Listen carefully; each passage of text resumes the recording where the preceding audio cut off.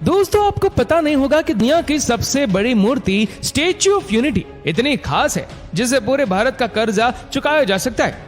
गुजरात के सरदार सरोवर डैम के पास बनी सरदार पटेल की 182 मीटर ऊंची इस स्टैच्यू ऑफ यूनिटी दुनिया की सबसे ऊंची मूर्ति है और गुजरात के मोटेरा में बना नरेंद्र मोदी स्टेडियम दुनिया का सबसे बड़ा क्रिकेट स्टेडियम, जिसमें 1,32,000 लोग एक साथ बैठकर क्रिकेट का मजा ले सकते हैं। इसी के साथ ही मुंबई, दिल्ली और बेंगलुरु के इंटरनेशनल एयरपोर्ट, सऊदी अरब का रियाद मेट्रो और दिल्ली के लोटस टेम्पल जैसी खूबसूरत इमारत को बनाने वाली कंपनी है L&T, Larsen and turbo limited.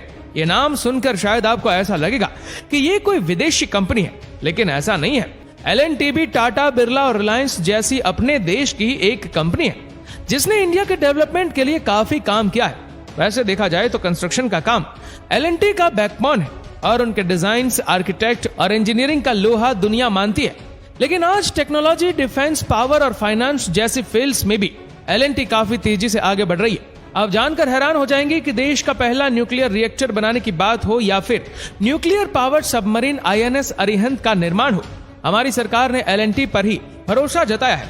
यहाँ तक कि मंगलयान और चंद्रयान प्रोजेक्ट भी L&T के सपोर्ट के बिना पूरा नहीं हो सकता था।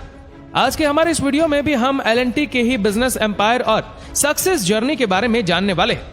दोस्तों, L&T की स्टोरी की शुरुआत 1934 में हुई जब डेनमार्क की एक मशीन बनाने वाली कंपनी ने एक सिविल इंजीनियर सोरेन क्रिश्चियन टूर्बो और एक chemical engineer Henning Holck Larsen को एक सीमेंट कंपनी के इंस्टॉलेशन और मर्जर के सिलसिले में इंडिया भेजा। दरअसल लार्सन एंड टूर्बो दोनों कॉलेज फ्रेंड थे।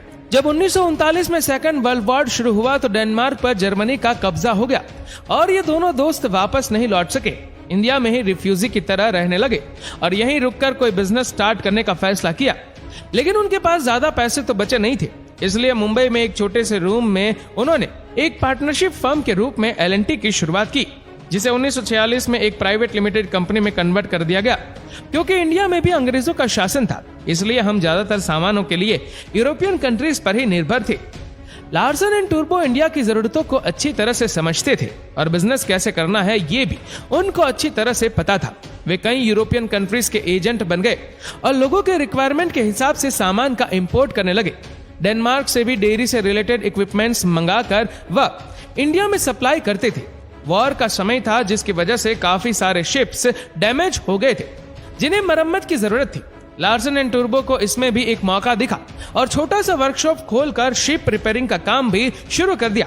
लेकिन इस काम को उन्होंने अपने कोर बिजनेस के साथ मर्ज नहीं किया, बल्कि इस ऑपरेशन को हैंडल करने के लिए उन्होंने हिल्टा लिमिटेड नाम की एक सेपरेट कंपनी बना दी। माना जाता है कि टाटा ने ही L&T को इंस्टॉलेशन के फील्ड में उतरने का मौका दिया था, जिससे उनकी किस्मत बदल गई।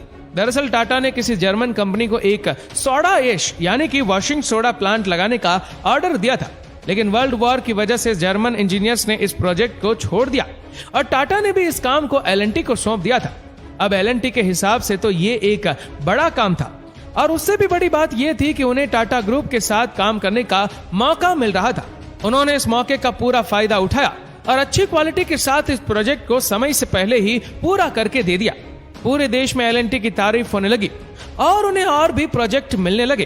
दोस्तों, L&T ने सिविल कंस्ट्रक्शन को फर्स्ट प्रेफरेंस पर रखा और इंजीनियरिंग कंस्ट्रक्शन एंड कॉन्ट्रैक्ट यानी कि ECC के नाम से एक अलग सब्सिडरी बना दी, जो आज भी L&T की मेन कंस्ट्रक्शन डिवीजन है। और ECC के द्वारा बनाए गए पहले पुल की कहानी बड़ी दिलचस्प और फिल्मी है।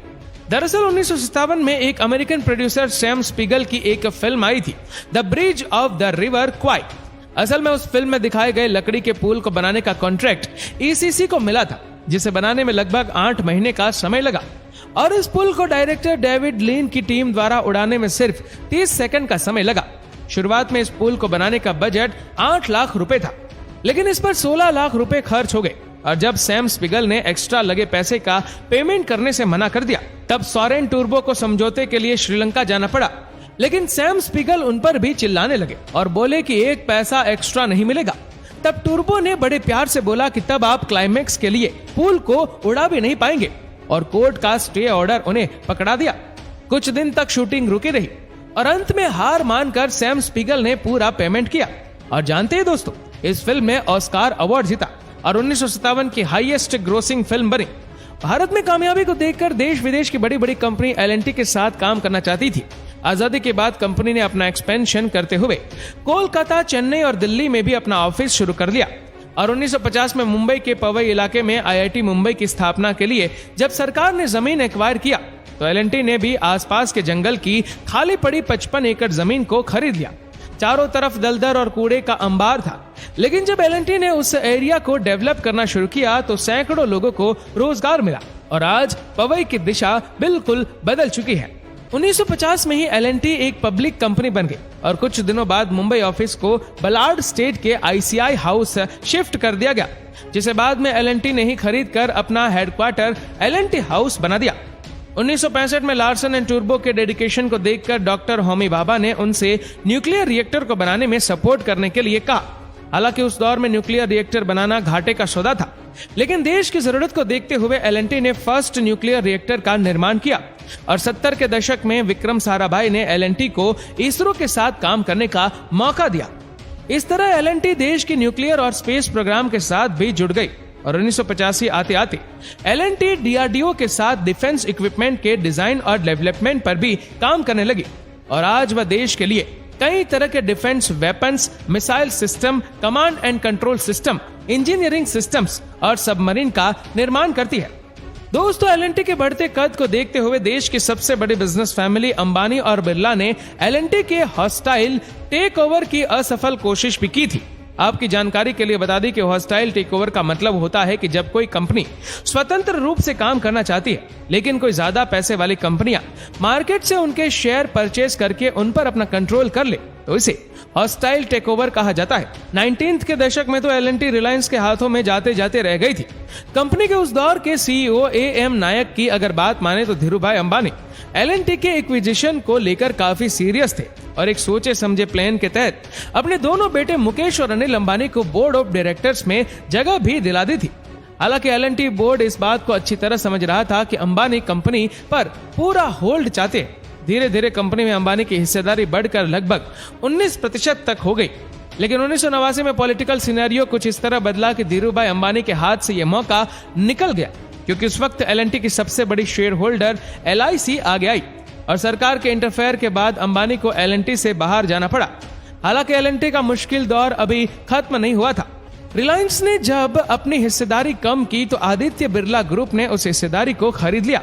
ऐसे में AM नायक ने अपने कर्मचारियों को समझाया कि यदि हम सब मिलकर कंपनी का शेयर खरीद ले तो कोई बाहरी कंपनी शेयर खरीदने की कोशिश नहीं करेगा।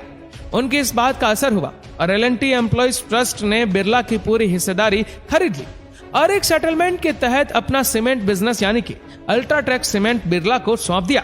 और अगर हम L&T की ही बात करें तो 2006 में L&T ने स्पेक्ट्रम इन्फोटेक नाम की एक सॉफ्टवेयर कंपनी को एक्वायर किया था और 2019 में माइंड ट्री नाम की एक बड़ी टेक्नोलॉजी कंपनी का हॉस्टाइल टेकओवर कर अपने में मर्ज कर लिया था। दोस्तों, आज L&T 100 से ज्यादा सब्सिडरीज के साथ दुनिया के 50 देशों में काम कर रही है। L&T आज के दौर में 3500 मैट्रिक टन जितने भारी pressure vessel, turbine, boiler, compressor, दुनिया के सबसे बड़े जनरेटर, इन्वर्टर को खुद मैन्युफैक्चर कर रही है। इतना ही नहीं, commercial plane, missile tank, cement जैसी चीजों को भी मैन्युफैक्चर कर रही है। $20 बिलियन के रेवेन्यू के साथ ही 3 लाख से ज्यादा लोगों को रोजगार देती है। इंडियन गवर्नमेंट $5 ट्रिलियन के GDP का जो टारगेट लेकर काम कर रही है वह इंफ्रास्ट्रक्चर, इन्वेस्टमेंट और मैन्युफैक्चरिंग के दम पर ही पूरा हो सकता है, जिसका सबसे अच्छा एग्जाम्पल चाइना है, जो पिछले 30 सालों में ही हमसे 5 गुना आगे निकल गया। लेकिन आज दुनिया भर में चीन के खिलाफ बने सेंटिमेंट का फायदा L&T हमें दिला सकती है, क्योंकि दुनिया भर के बड़े बड़े प्रोजेक्ट को सक्सेसफुली कंप्लीट करके उन्होंने अपने आप को साबित किया है। तो दोस्तों, उम्मीद करते हैं कि वीडियो आपको पसंद आई होगी। आपको वीडियो कैसी लगी नीचे कमेंट करके जरूर बताएगा और अगर आपको वीडियो अच्छा लगा हो तो इस वीडियो को लाइक करिएगा, शेयर करेगा ज्यादा से ज्यादा लोगों तक और ऐसे ही और भी रोचक जानकारियों के लिए सब्सक्राइब करें हमारे YouTube चैनल को और Facebook पर फॉलो करें हमारे पेज को। धन्यवाद।